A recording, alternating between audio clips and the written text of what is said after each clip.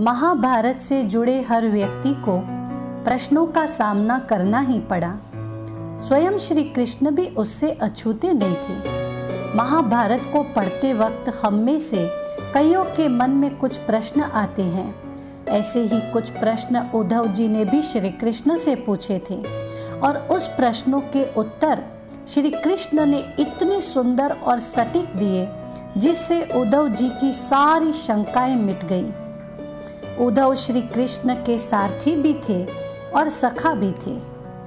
एक दिन श्री कृष्ण ने उद्धव से कहा, उद्धव, तुमने आज तक मुझसे कुछ नहीं मांगा। तुम जो चाहते हो वो मांगो, मुझे बहुत प्रसन्नता होगी, बहुत संतुष्टि मिलेगी। मुझे अपना ऋणी न बनाओ उद्धव, मांगो, जो इच्छा हो मांगो उद्धव। उद्धव ने उत्तर दिया, मुझे कुछ नहीं चाहिए माधव, मुझे केवल मेरे प्रश्नों के उत्तर चाहिए। मेरी शंकाओं का समाधान कर दो सखा। मैं आज तक आपकी लीलाओं को समझ नहीं पाया। आपके उपदेश कुछ और थे और व्यक्तिगत जीवन कुछ और था। मेरे प्रश्नों का उत्तर देकर मुझे संतुष्ट कीजिए, मुझे संतुष्ट कीजिए। श्री कृष्ण ने कहा, पूछो उद्धव, पूछो, तुम्हारे मन में जो भी प्रश्न है वो पूछो। उद्धव का पहला प्रश्न था, हे माधव, सच्चा मित्र कौन होता है? श्री कृष्ण ने उत्तर दिया, सच्चा मित्र वो होता है जो आवश्यकता पड़ने पर बिना मांगे अपने मित्र की सहायता करे। इस पर उद्धव ने कहा, हे माधव, आप तो पांडव के आत्मीय और प्रिय मित्र थे, परंतु क्या आपको नहीं लगता कि आपने जो सच्चे मित्र की परिभाषा दी है, आपने उस परिभाषा के अनुसार कार्य नहीं किया? यदि किया होता तो उस दिन युधिष्ठिर को दूत क्रीड़ा से अवश्य रोका होता। यदि आपने उन्हें रोका नहीं तो आप उन्हें जिता तो सकते ही थे। आप भाग्य को पांडव के पक्ष में अवश्य मोड़ सकते थे, उन्हें रोक सकते थे कान्हा। जब वो एक के बाद एक अपना सब कुछ दांव पर लगा रहे थे, तब आप युधिष्ठिर को रोक सकते थे। जब उन्होंने अपने भाइयों को, यहाँ तक कि अपनी पत्नी को भी दांव पर लगाया, आपने ऐसा क्यों होने दिया? आपने तो तब हस्तक्षेप किया जब द्रौपदी लगभग अपना शील खो चुकी थी। तब आपने उसे वस्त्र देकर शील को बचाने का दावा किया। आप ये दावा भी कैसे कर सकते थे? उसे एक पुरुष घसीटकर सभा में लाता है और भरी सभा में निर्वस्त्र करने के लिए छोड़ देता है। आप ही बताइए कान्हा, क्या एक नारी का शील बचा? आपने क्या बचाया कान्हा? अगर आपने संकट के समय अपनों की मदद नहीं की तो क्या आपको आपत बांधव कहा जा सकता है? बताइए न कान्हा, क्या यही धर्म है? प्रश्न पूछते पूछते उद्धव का गला रुक गया।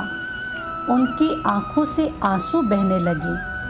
फिर श्री कृष्ण ने मुस्कुराते हुए कहा, प्रिय उद्धव, ये सृष्टि का नियम है कि विवेकवान ही जीतता है।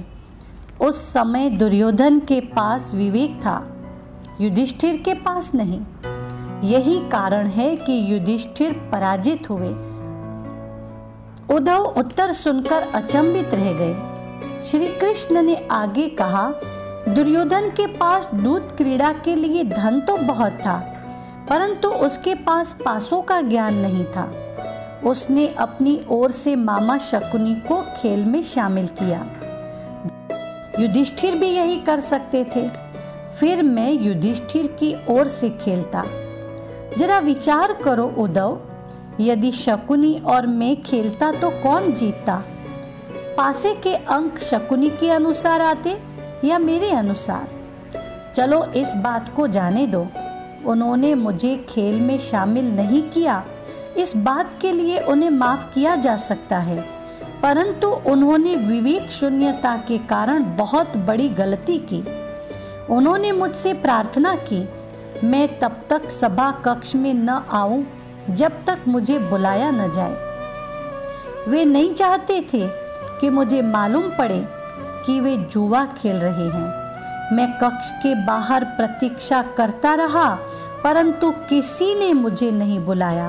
भीम, अर्जुन, नकुल, सहदेव सब के सब भाग्य और दुर्योधन को कोसते रहे। किसी को भी मेरी याद नहीं आई।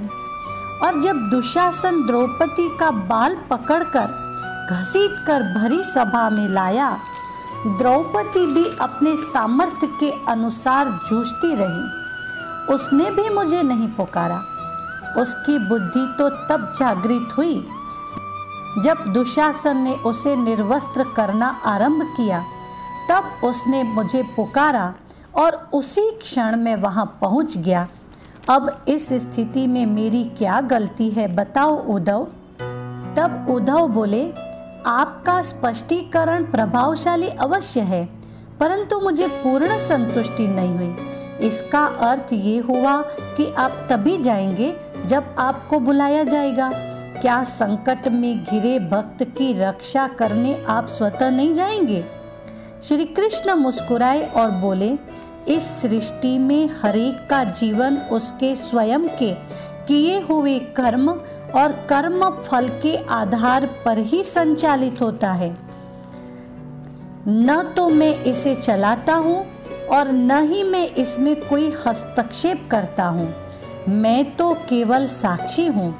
मैं सदैव तुम्हारे नजदीक रहकर जो हो रहा है उसे देखता हूँ। यही ईश्वर का धर्म है। तब उद्धव जी ने कहा, वाह कान्हा, बहुत अच्छा। इसका अर्थ तो ये हुआ आप हमारे नजदीक रहकर हमारे सभी दुष्कर्मों का निरीक्षण करते रहेंगे और हम पाप पे पाप करते रहें और आप साक्षी बन के देखते रहें। क्या आप यही चाहते हैं कि हम भूल पर भूल करते रहें, पाप की गठरी बांधते रहें और उसका फल भुगतते रहें? उद्धव के वाक्य उल्हना से भरे थे। तब श्री कृष्ण मुस्कुराए और श्री कृष्ण ने कहा, हे उद्धव, तुम शब्दों के गहरे अर्थ को समझो। जब तुम शब्दों के गहरे अर्थ को समझकर अनुभव करोगे कि मैं तुम्हारे नजदीक साक्षी के रूप में हर पल हूँ, तो क्या तुम गलत या बुरा कर पाओगे?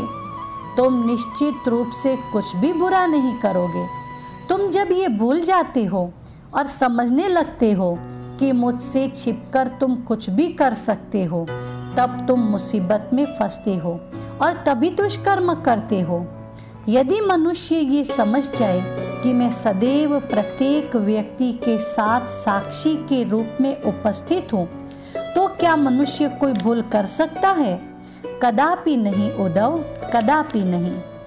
तब उद्धव ने कहा, कान्हा, अब मेरे सारे प्रश्नों के उत्तर मिल गए और मेरी सारी शंकाओं का समाधान हो गया। सच तो यही है कि यदि हम ईश्वर की उपस्थिति को महसूस करते हैं तो हम कभी कोई गलत काम नहीं कर पाते हैं। हम ईश्वर को याद करें, ईश्वर को साथ रखें और विवेक से अच्छे निर्णय लें तो हमारा जीवन सदा ऊंच और श्रेष्ठ बनता है।